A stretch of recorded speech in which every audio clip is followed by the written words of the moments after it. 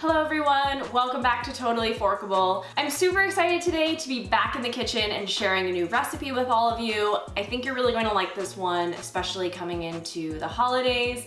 Lots of opportunities to entertain, and I think we're all looking for that special appetizer to really wow our guests. I'm going to be making bacon wrapped dates stuffed with gorgonzola. It's all vegan, of course. The gorgonzola recipe I didn't come up with myself. It's actually from the website One Green Planet, and I will share that in a link in the description box so you guys can try it out. It's so good. I was never like a gorgonzola or blue cheese fan when I ate cheese. I just didn't really like any of the like blue cheese varieties, but the gorgonzola is so tasty. I don't know if it tastes exactly like real gorgonzola, but it's delicious.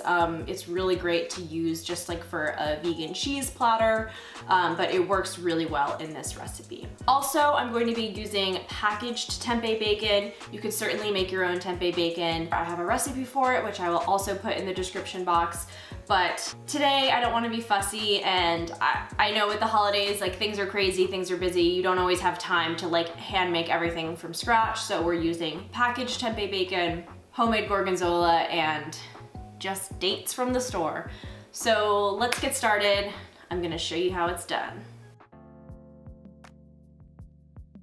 7 ounces of extra firm drained and pressed tofu. So usually that's half a package of tofu, but check the weight on your package just in case. 1 tablespoon of fresh lemon juice, 1 tablespoon of white wine vinegar, a half teaspoon of garlic powder, a half teaspoon of onion powder, a 1/4 cup of refined coconut oil. Make sure it's refined or it will have a coconutty taste. 2 tablespoons of white miso paste, 1 teaspoon of salt, and 1/8 of a teaspoon of spirulina. This is what's going to give us that nice blue-green color throughout the cheese. You're also going to need dates. The number is kind of up to you. I got about 10. You can use pitted or unpitted. I am using unpitted today just to show you how easy they are to pit, but unpitted works just as well. And these are about medium-sized dates. And then I am also using the Light Life Smoky Tempeh Strips, aka Fakin' Bacon, or like I said, you can make your own, which I will include a recipe for below. So first we're going to make the vegan gorgonzola. It's honestly really easy to make. I'm using a food processor, but if you don't have one, I think you'd be just fine mashing the tofu with a fork or a whisk and mixing everything by hand. Basically, you are just going to place all of the ingredients except for the spirulina into your food processor. And now just close your food processor and blend till smooth. I'll usually stop to scrape down the sides, and sometimes the miso paste gets stuck on the bottom, so just look out for anything like that. And then just continue processing. It should be mixed well, but it will be a little crumbly looking, which is totally fine. Blending should not take more than 30 seconds total. And now for the fun part. Empty the cheese mixture into a bowl and then sprinkle the spirulina over the top.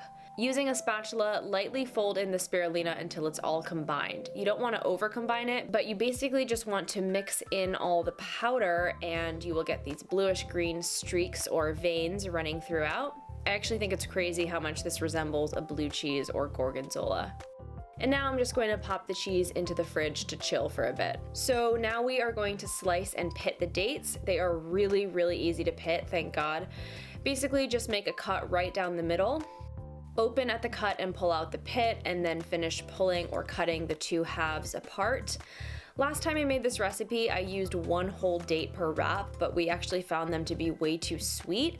As you probably know, dates are super sweet, so this time I'm just doing half a date per wrap, and hopefully it will be a better balance. If you really love the sweetness in dates, you might want to do a whole one, but you'll kind of figure out for yourself what you prefer. And as you can see, I'm also kind of opening them up in order to make room for the gorgonzola filling. And now I'm going to open my tempeh bacon package, and you want to cut them at about 3/4 of the length of the strips.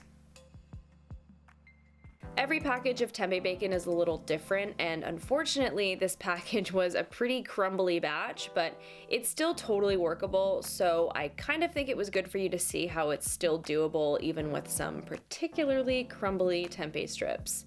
So I'm just grabbing some gorgonzola here and dropping it into the center of the date half. Now I'm trying to stuff it in as much as possible, but As you can see, there's quite a bit sticking out, which is exactly how I want it, because we really want to be able to taste that Gorgonzola flavor. And now I am taking a piece of my pretty crumbly tempeh bacon and wrapping it around the date. I like to tuck the loose ends at the bottom of the date. I think it looks better, and I also think the weight of the date helps hold the bacon in place while it's baking. The weight of the date.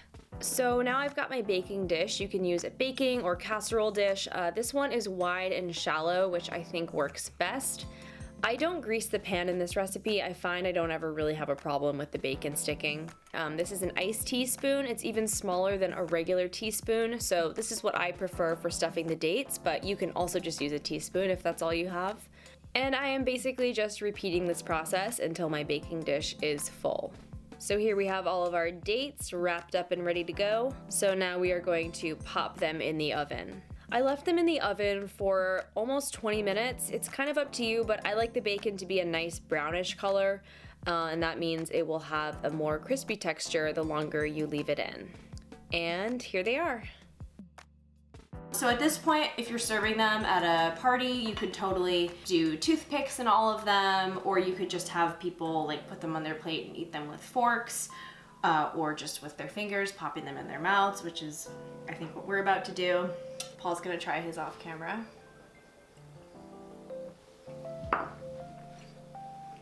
It was really good. Yeah.